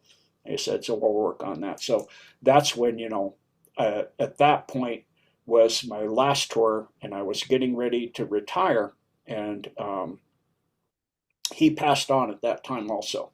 And so Oh, we went and did all of the katas and all my styles over his grave, me and my student I had at that time. And at that time, I was starting to, had been from 1976, also studying Carlos Castaneda and realizing all the techniques in there are real.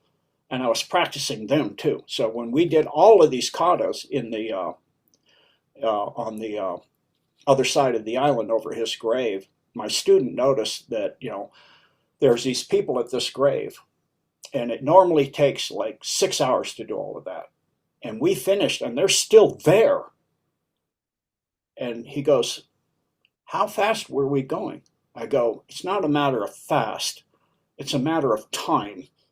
He goes, what do you mean? I go, do you notice the sun has hardly moved at all? We've been out of time, out of their time sphere. We've dilated time Oh, massively. wow. Yeah. So he said, so, he was starting to become aware of those kind of things. And I was showing him it also when we would leave Tai Chi classes in Kapiolani Park. I said, you know, I lived in Mililani at the time. I said, time us. I'm going to go exactly 60 miles an hour. You watch the speedometer. And so I basically lived precisely 60 miles from we're going to go on the highway. So it should take 1 hour. And I would dilate time so it would take 15 minutes. He goes, that's not possible. We couldn't have been driving 240 miles an hour on H1. It's not even possible on a Honda Civic. I go, that's right. So what do you compare that to? Right, you said, I guess. Then the next week he would expect the same thing, and I would do it the other way. It would take us 4 hours to get home at 60 miles an hour for 60 miles. He goes, I don't understand. I go, time is relevant to your mental focus. These are the higher arts that I'm teaching you now. This is the real thing. And so, that's where I was. So when he came back, he then on his submarine had to go to Japan. He came back with a ninja sword and wanted to be trained in those arts. Well, I had been attacked the day before by a Samoan in Kapiolani Park, and I had both knees dislocated and went to the ground.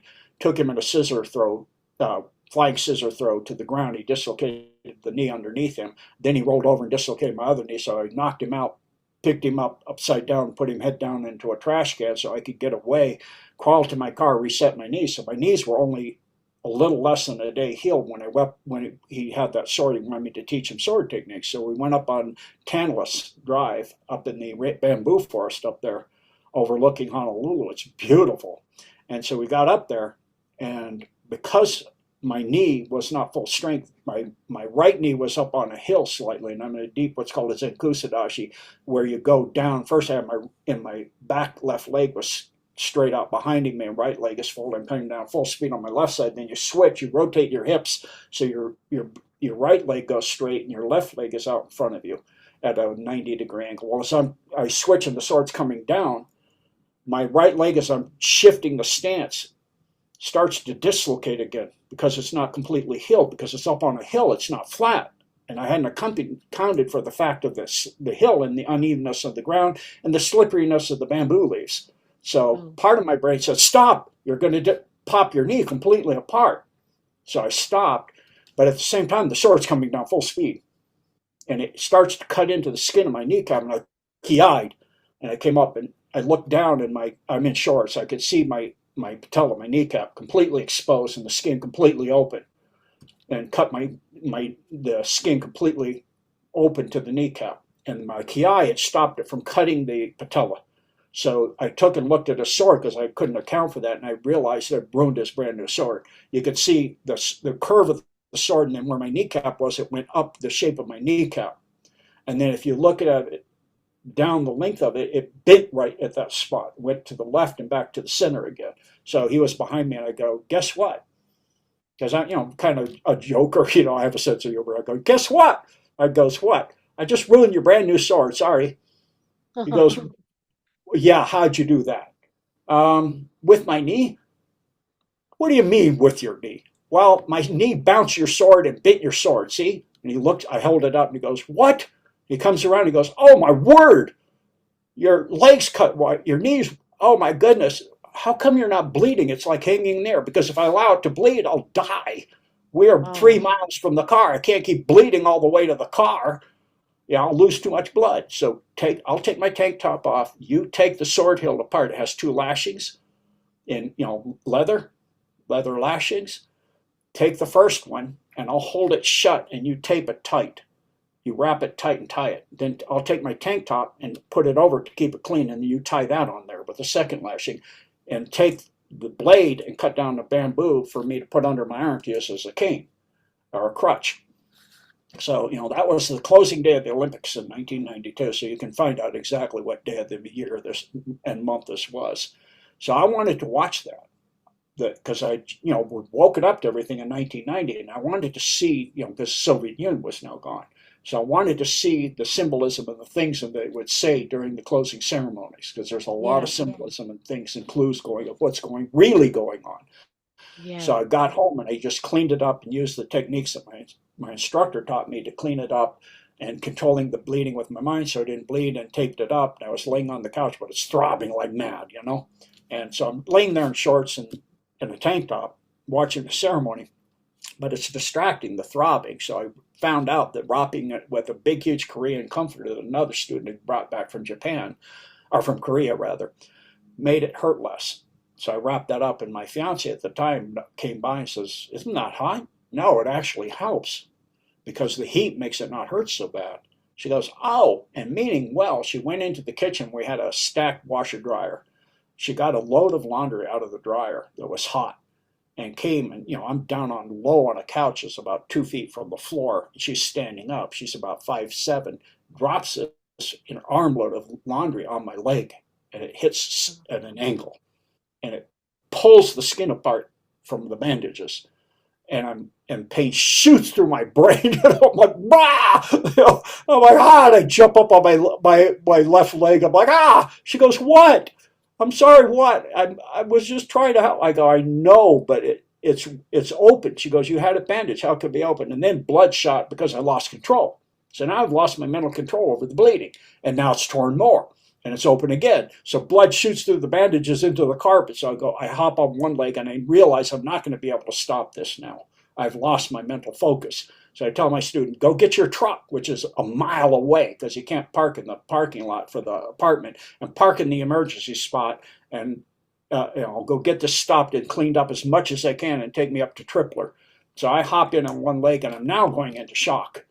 So I'm getting nauseous, I'm getting diarrhea, so I do all that, and then I get my leg stopped with, wrap a tight towel around it, and stop as much as I can, and then I'm hopping out on the bathroom on one leg, and all of a sudden, for me, 1 minute I'm hopping up, coming around the corner to wait for him to come with his truck. The next thing I know, I'm looking down on the Milky Way. I'm like, what? I'm confused. And I feel like I have a body, but I hold my hand up and I just see a kind of a luminous, kind of semi-opaque, glowing light for a hand. I'm like, Wow.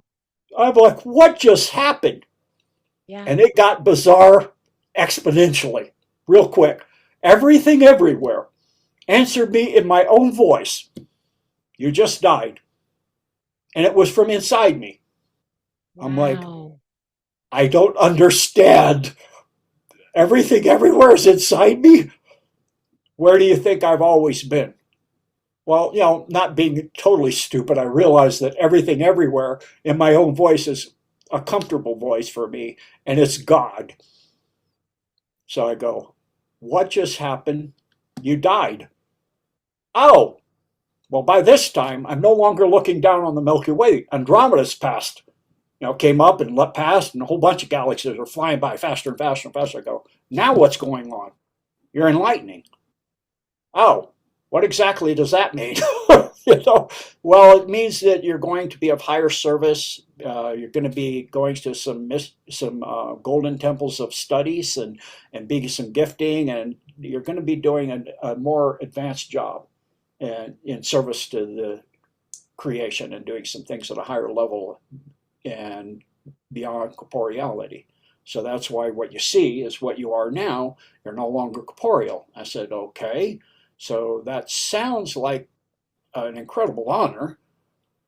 I don't see exactly how I rate. I don't think in all my time in life that I really rate doing that. And I said, what is it I'm going to? Well, you have series of things you could pick. I was like, what? And he showed me. I'm like, wow. I go, how in the world do I don't think I'm that good of a person. I'm okay, but nothing like that. And he goes, no, you're average. You're about average. You're right where you need to be. I go, that doesn't sound so great either. I said, so, if I'm about average, it sounds like there's some things I should have done that I didn't. He goes, well, you did enough. I go, well, what did I miss? Everything ever written, it was like everything ever written anywhere went by. I go, wow, I'm terrible. I'm pathetic. He goes, no, you're average. You're fine. You're good to go. I'm like, well, there was one item that went by that seems impossible for me to be doing these things if I have never done that. I'm that selfish. Well, no, most people don't. I go, yeah, but I wish I had. He goes, you could. I said, yeah, but that's tied. You can see the reasons of, the circumstances in which something can be done. And it has to be corporeal for me to do that. And you said, I'm not going to be corporeal anymore. So how exactly could I do that if I'm not going to be corporeal, but I have to be corporeal? And so he said, well, you could go back to the life you just left. I can? Yeah. You some circumstances would have to be fulfilled first, but you could. I said, like what? Well, first you got to understand what you're going back to. I said, okay, what am I going back to? Ground zero. Ground zero. They're going to blow up the earth or what? Well, that's a possibility, yes. I go, so for this satanic cabal group, yeah, because I knew that by then, and I said, so there, so it's a done deal anyway, right? He says, no, no, no, that humanity has a sliver of a chance. Yes, this is things I haven't said before because it just seemed impossible to me. I go, I didn't see that when I was in my studies. He goes, well, let me show you the history of this. So he showed me the history of it from the beginning of creation, Wow. of the cabal, of the dark side, of the fallen, Yeah. of all of it, the angels, the whole freaking thing. And I'm like, Yeah. holy smoke, boy, that's Wow. a lot. And I go, okay, I still want to go back. And he goes, do realize that if you fall, you're done. There's going to be no more you. I go, what's that mean? It means I will erase you from history for the entire creation. No one will have ever Wow. known you at all because this is an unusual circumstance, somebody going back. It's not just every Tom, Dick, and Harry, gets to go back or just something and there's no strings attached or nothing. There's, he didn't say strings attached, that there's no consequences. What you sow, you reap. Yeah, I got that. I know about that stuff. I know the law. And he says, so, no disrespect intended, but he goes, yeah. So first you have to take a covenant. You have to realize certain things in this, and then you're going to have to will your body back to life because you've been dead a long time. You're dead, dead. You're not kind of dead. You're not near death. You're dead. You've been dead quite a while. So your father, actually, you don't remember it at this time, but he killed you one time. And so my angels put you back together. You were dead longer then than you will be if you go back now. You were dead way over an hour and a half because he drove across the entire city to go to a hospital. So you were dead a long time. So you'll have to find that knowledge and will your body back to life. And I said, okay, I want to.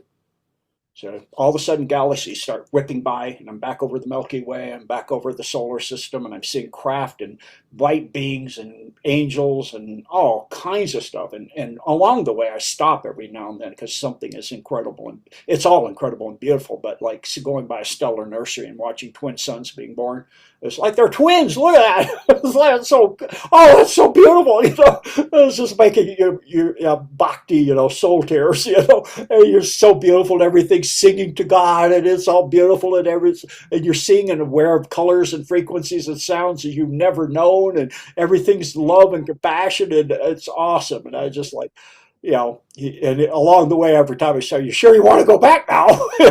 Yeah. He goes, okay, as long as you're sure. So I get back and I'm looking down on the apartment building that my body's in, and she's doing CPR. And I can see my friend backing up, and it's bizarre because as he's backing up, I can see him 360 degrees through the cab of his truck.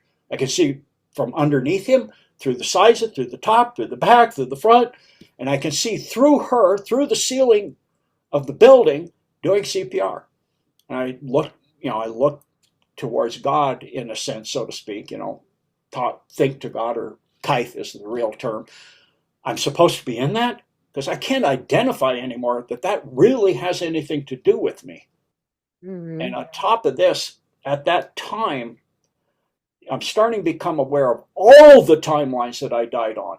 So I'm looking at Wow. me as a bird like being, as a reptilian being, as a silicon based life form, a crystalline being, as a plasma level being, as a, I mean, and I'm like, and I'm looking at this one, you know, I know this is this part of me, my soul here on this timeline. I'm, I'm supposed to be in that. He goes, yes, that's what you're supposed to be in. So I went around her in every direction and I started going into my body, you know, and I'm, you know, essentially going face first, right? And I'm laying down on my back. And so as I get in, my student comes in and goes, okay, I've got the truck, get him up. So she pulls me up and I feel the movement. I'm going backwards. Oh, I'm backwards in here.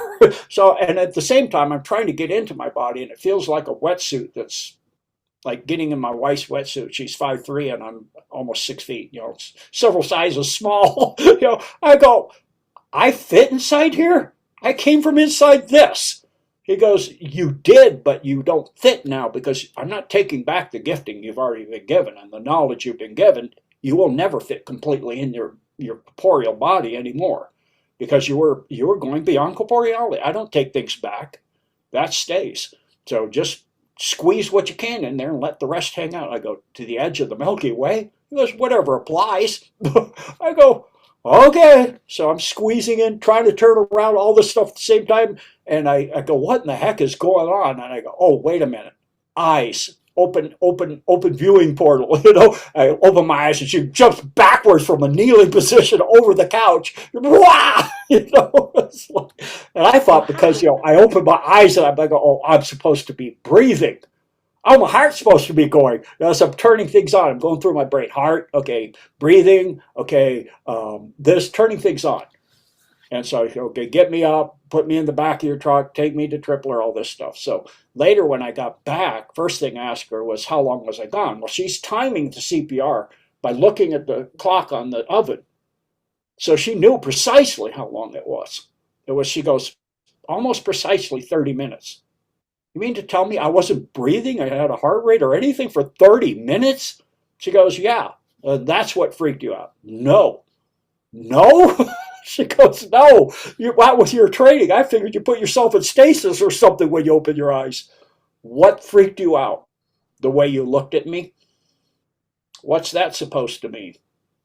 Well, the only way I could describe it is imagine if you were like an amoeba on a slide glass and you're looking up the microscope at this massive intellect of a human being looking at you going, wow, a single cell little tiny organism, you know, which was exactly what I was thinking when I opened my eyes and I looked at it and I go, what in the heck is that? And I go through my brain, oh, carbon based, mammal, human. Oh, look at my hand. So am I. And so, but I was seeing all these other timelines, and I'm going, wow, so small, you know. And there's all these others bees, you know, all these. So it was a very small fraction of what I am, what she is, you know, all of these things. And I knew the soul ties, but that was it. And I said, well, Hmm. that is about right. She goes, you looked at me like I was so tiny. Well, yeah, all life Oh, down here is tiny. And she goes, that's what I mean. It's those kind of things. You know, you freak me out now. You know, I don't know if I could do this, you know? So it's just like, you know, from that wow. experience, you know, of talking to God, being one with God and Yeah. all of creation and Christ and all of that, and taking covenant with God and Christ and all of that, utterly changed me forever. I completely, Oh, from that time on, you know, I've been doing that with Carlos Castaneda, figuring out who I am, what my thoughts are, what is me, who is me, finding my abilities, finding my view of the world, what is real, what is not real. All that's in Carlos Castaneda. The way you look at the world, the classification of what you do, what you think is what is really you, and what is something else talking into you. So I've been yeah. working on that for since 1976. You know, that's over two. You know, uh, you know, almost over 20 years. It's, you know, more than a decade. So a long time. And so, but at this time, from that point on, you know, I was still a typical sailor. You know, martial artist, Yeah. very powerful, very brutal, you know, getting attacked by Samoans and taking them out, those kind of things. Right. really powerful. Um, and so I said, okay, no more cursing at all ever again, because I realized it's changing the frequency of my vibration. God said you're going to have to refine yourself or you're going to Yeah. destroy yourself. With what you Right. have now, you will self destruct. You have got Yep. to, when you go back, you've got to work on yourself as fast as you can. And it's going to take you probably 30 years to integrate everything. So, because you learn Yeah. so much. So that's the process I've been doing since then, is integrating all of that knowledge that poured into me from all of creation and all of time, plus refining what is my thoughts, refining my speech, refining how I said things, and refining what was me and what wasn't me in my head, what was the truth of reality. And then, immediately, so when I first woke up to all this in 1990, about it almost 2 years exactly before that, um, give or take a few days, I had realized that almost nothing we knew was true. So I was trying to figure Right. out what is real and what's not, what's truth that we've been taught, and what is the nature of this earth, this planet, this reality, everything.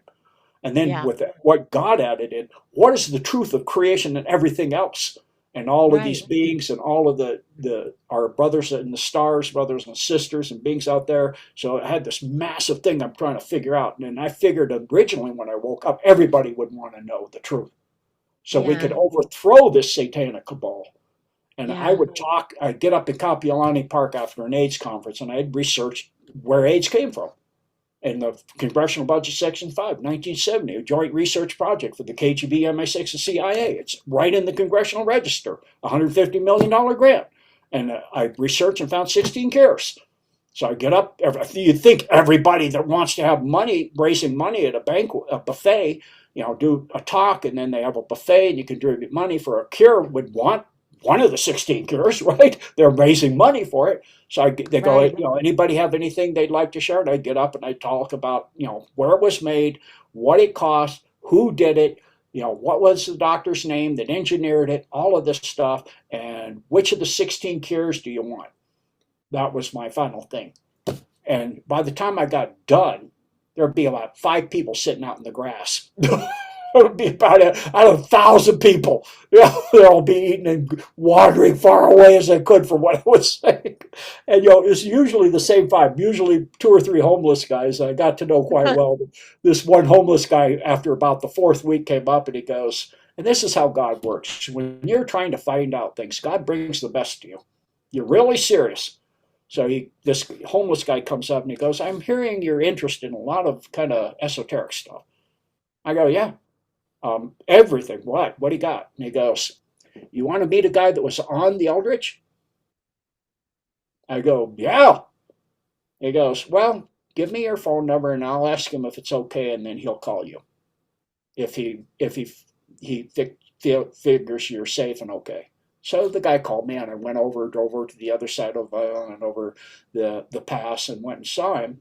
And I walked in there and he showed me a picture of himself on the fantail on the port side. And he said, do you have the original movie with the pink kind of footage in it? I said, yeah, I have it on a VCR. And he said, freeze frame it when you see the port side. This is me. And I could see when I got home that that was him. So I go, well, that was real. And he told me about that and a whole lot of things about Lannis and Lemuria and how he remembered me from those days. And so that was verifying to me to You some know, degree. Gene, I could talk to you forever. We're going to have to do a part two because Sure. it's fascinating the different areas of truth tellers. You're on such a different area, which I love. I love your what you've been through and your knowledge and your and everything because you talk about things that most people would take a double take and you talk about it like it's breakfast, and you talk about it with such just like it's just so plain as day, the things that you've seen and been through, and it has such depth. I mean, such depth. So I want to do a part two with you, but I want to make sure we have enough time that I just hear your thoughts about because the timing on everything in your life is perfection as well, obviously. And your thoughts now in this most incredible time to be alive as to what you think we're doing right now, and what you think the hope is for the future, and your thoughts on the golden age, if that's coming Well, in. absolutely. And, that comes to like what we are saying before we started backstage is that in the truther movement, there's two kinds of people. There's people like myself that have a different life and are about sharing the truth and getting the knowledge to empower the human species and everybody here to get their freedom and to get their health and to true health, complete health, and true freedom and complete freedom, and realize the construct of evil and the matrix of evil that's been overlaid on this creation of God that we're in. Mhm. And people say it's all a matrix. No, it's an overlay because there's too much beauty, obviously, besides the fact that I've seen through it now, um, for it to be completely a negative construct. Yeah, the archons and the fallen angelics and all of that have overlaid it pretty heavily. But there's God here, and there's incredible beauty.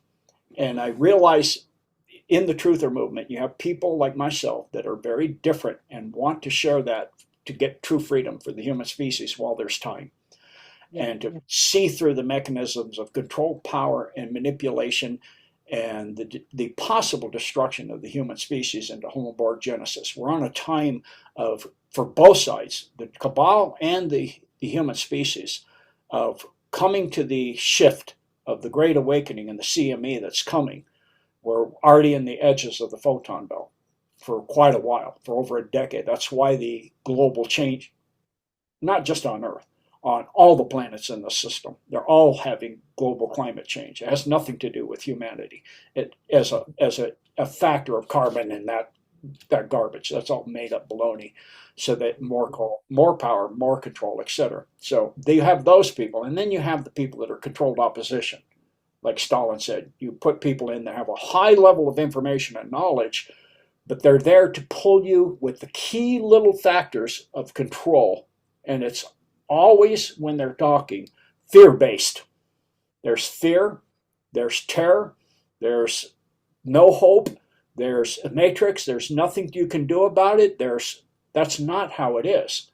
In fact, when I came back, I still was in that mode up until 2016 when Hillary won the election. And a couple months later, they nuked the earth and they blew up everything. And suddenly, I was back in my apartment in 2012. I'm like, or 2007, somewhere in there. And I was like, what happened? And of course, I have a direct contact with God now. And he goes, they never said or made a movie that they were, or made a comic book, or that they were going to destroy the entire planet. So I reset it because that violates the rules. God's all about the law. And so his law of creation, that you have to pre-show everything you're going to do if you're going to do those kind of world level things. So I said, okay. So when Trump got in, I was like, huh. So then I started, already in 2012, shortly, the first time through, I told my wife, because I knew that was going to happen, let's travel the world and get a mansion and get all the stuff. And she goes, how do we afford that? I go, credit cards, loans, everything. She goes, what? I go, because we got 4 years and the whole world's gone. Because I had known this all my life, that they were going to do this. I had seen it all my life. And I was on antimatter Earth, my antimatter self, and I had already known what would be happening in the future of it all, of the lockdowns, the FEMA camps, all of that. And on that world, I'm in the resistance trying to wake up people to get out of the camps. And so here I was like, okay, so we did that. And then when I reset, I said, well, let's buy a nice house, something we can afford, travel the world some, once a year, go to 2 or 3 countries, keep it reasonable. And so I was working on the house we got, and I was covered in sawdust, fixing the back deck. And God said, get the leaf blower, blow yourself off, go in and turn on the computer and type in what I showed you. And he pulled me up onto the 4chan, and I saw Mega Q. And this was like 2014. And it was just a series of questions. No post, just every day, a date and time stamp, and a whole bunch of questions. What if Montauk is real? Was the Eldridge really in Philadelphia Harbor? Did it really move through time? Why did they do that if it really happened? Who really controls the world? Who really controls the people that control the world? Is it all from Earth? Is it only about Earth? Are there really, all these questions that are extremely, almost nobody that didn't know the stuff I know would know. I mean, very few people, not even in the dark side, would know some of the questions that were being put in there. I'm like, what in the heck is this? So unfortunately, I didn't copy it all. I wish I had now. And then it stopped. And then Trump got in, and then the keyboard started up, and of course, same kind of thing. I said, so obviously there's an alliance that I did not know about. I didn't ask about. I said, did humanity have a chance? And God said, yeah, pretty decent one. And so at that time, I started talking to God again. And I said, so this chance they have, it seems like we're turning a corner here, a pretty big one. He said, yeah, at this point, nothing can stop it unless they get stupid. I said, who's in charge of this thing they call the plan? He goes, you want to guess? He goes, what is Q? 17th letter of the alphabet. Gene, stop being stupid and dense. He smacks me good sometimes. I go, okay, okay. And he goes, in German, what is Quell? Source, you. Right. So who is the plans at the top? Oh, I got it. Okay. So you're at the top. You're one of the, well, not specifically, I'm not corporeal, remember? It's, my triune nature. I go, I got it. I totally got it. No, no more need to be said, transferred to my head, to my awareness. So that's when I became aware of it all, and then I started really researching the history of it, and it kept going back and back and back and back. It's back to Lincoln now. That the plan has been developed through Von de Graaff and all these people, and then I had been asking God when I came back to wake up, help me wake up people. And I've been going to bookshops and things like that until the internet came up. And I said I wanted to help the world. And I realize now, don't ask God for something unless you know you want it, because all these bookshops, the first time there'd be 40, 50 people there. The second time there'd be 30. The third time there'd be 10. Fourth time there'd be two. Then it would be me. I'm like, this isn't working. And he goes, Yeah. patience. God just goes, patience. I go, okay. So then, I was watching a series of platforms with all the, serial brain and all that stuff. And I go, it's not completely complete. I can fill in some of the gaps there. So God said, well, pick one of these and contact them. I said, okay. Felt the one that resonated with you the most. I picked the person and I contacted him and I met him. So you got to meet him. So I met him and we started, and that's how it all started. And the next thing I knew, I became somebody named Gene Decode, and all over I was getting emails from all over the world, and my emails is like going through the ceiling. It's like it's been an amazing ride and amazing, draining and exhausting, but about 6 years now, I guess. Yeah. 6, 7 years, I think it was 2018, 7 years, yeah. So Yeah. that's I mean, kind of the history of it all.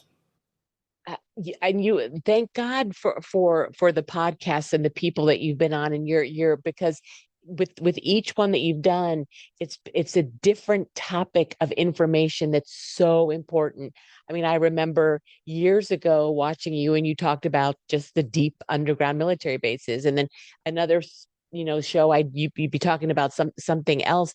And so you're it's fantastical that we have this time where you were able to put these little nuggets of information all around during this time. um because you just it's a such a blessing, Jean, to have you here.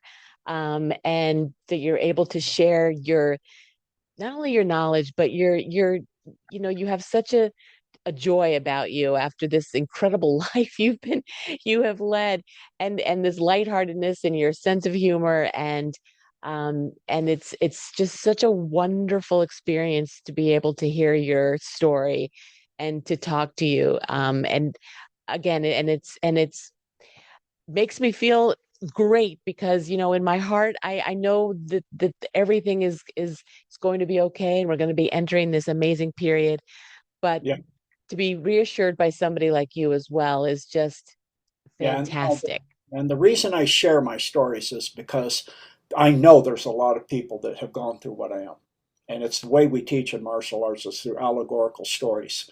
You share your story, and a lot of people will identify. I've gotten many emails with people that identify because Indigo and Crystalline and Rainbow Children were different. Yep.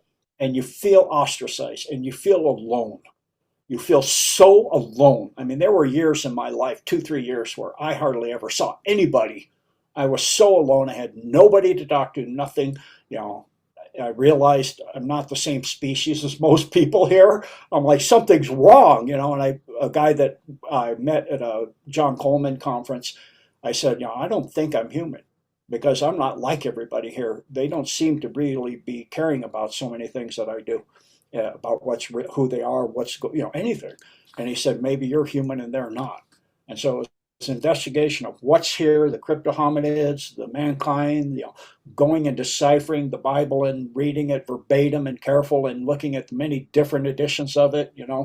So, and going through and comparing it to sacred scrolls and all kinds of things all over the world, and the trips I've done and getting to know cultures all over the world, of course, that all helps. So, if you look at your life, forever who's listening, and the difference in you and the things you've experienced, it's God, like I went through Chinese medicine, I went through electrical engineering with my GI Bill, and I thought I'm going to do this, bring out Tesla. So then I thought I was going to do, healing and that stuff, and it's all preparing me for what I'm doing now. So while you're making plans, God is making your plan. Your plans Yes. aren't really what you think, and so it's Yes. all preparing you for the journey, and not just the journey here, but as you go through ascension as well. It's all about that, and so we're in that time. And so look, for those of you that feel lost and alone, you're not. That's why I share. So you can identify some things I've said with your life and know you're not alone. And you may have had a horrific and hard life. It's nothing compared to some people, what I'm saying. The horrific nature of what some of the children and the dumbs and those, it's not even close, as Trump says, not even close. So, know that there are those people with incredible gifts that are in the cabal and breaking out of it. And I say that so that everybody knows that your uniqueness is your gifting and your abilities given to you by God to be the reason you came here at this time, at this changing of the tide, of this changing and going into the golden age, so that as those that are awake and go in service to others and truth and God and compassion and all of this, don't worry about those that belittle you or seek you out and laugh at you or point fingers at you or hurt you. Let it go. A sense of humor is priceless.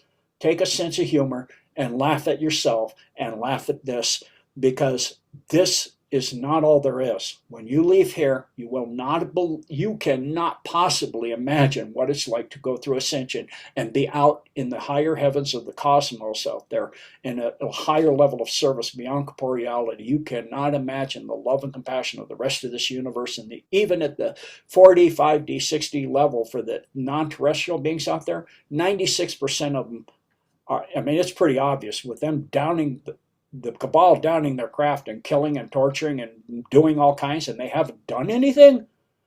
They could turn this planet into dust in a blink of an eye. They could disassociate the matter in this planet into dust, make all the molecules break apart. They have technology. They can be from anywhere in the universe to anywhere in the universe instantaneously. So the higher levels, they're not going to come here on a rock or in a rock, but that's the lower levels, and those are now being controlled by Solar Warden too. So we're in an amazing time. We're at literally a time of watching the human species break the bonds that it has been in for millions of years. And I know a lot of people say, well, I can't wrap my head around millions of years, it's thousands of years, or it's this or that. Yeah, that's what they want you to not know, your history as a human being. We're not even originally from Earth, which was Kingu when it was orbiting Tiamat. We're not even from this solar system. We're not even from this galaxy. Human species is the first species created by God. All species are within the genetics of the human species. That's why they're here. They didn't create us. They messed up their own genome up, and they're here to get some of the coding back that they lost in hybriding themselves and never keeping the original.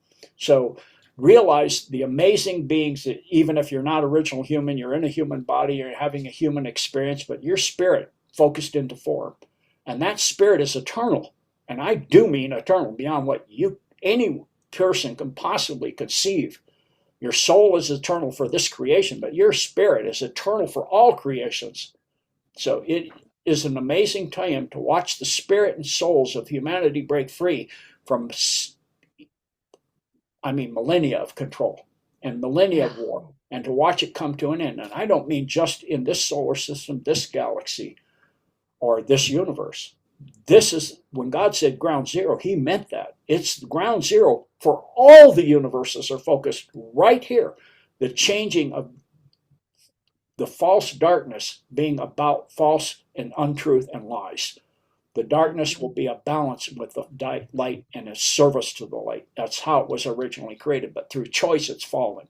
And so the choice now is, what do you do with who you are and what you're here for? Learn yourself. Learn what is your thoughts. Spend time in meditation. Look at your thoughts. Look at yourself. Look at your life. Identify with what you can from what I said, and go through yourself and see yourself for the beautiful, infinite, perfect being you are. You are you are not less than anyone else, just like you are not more than anyone else. You are perfect. We're all perfect, created in an original. Only you in this universe is like you. The other universes, you're slightly different, even significantly different the further away you get from the choices you've made, as those choices vary out. So this you on this earth came here for this time for a reason. And it is the reason of all the creations I remember. This is the end of it. I remember many. This is the end of it all. This is the beginning of the fall of this cabal that is ancient beyond comprehension.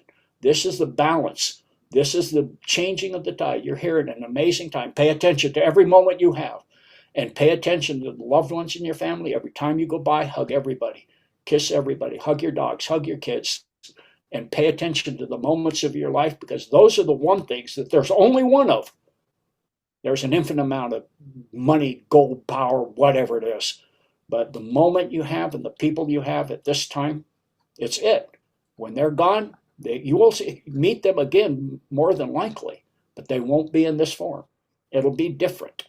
And so don't discard and throw away these moments. They're so pivotal. So, don't miss. Like, I listened to Hawaiian music because I wasn't paying attention to the beauty of Hawaiian. I miss it. I wasn't paying attention. I was young and working on my martial arts and not paying attention to the people and the amazing Hawaiian people and the arts and the musics and the going to the grinds, as they call it, getting foods and, that stuff, and backyard barbecues and all that kind of stuff. So, spend time in nature, spend time with those you love, spend time alone with yourself and with God in nature, and really focus and learn yourself and separate yourself from the matrix that's been overlaid to this. Stop listening to the thoughts in your head that aren't yours, that are saying you're not good, you're not right, you're not perfect, there's something messed up about you, something weird about you. Darn right there's something weird about you.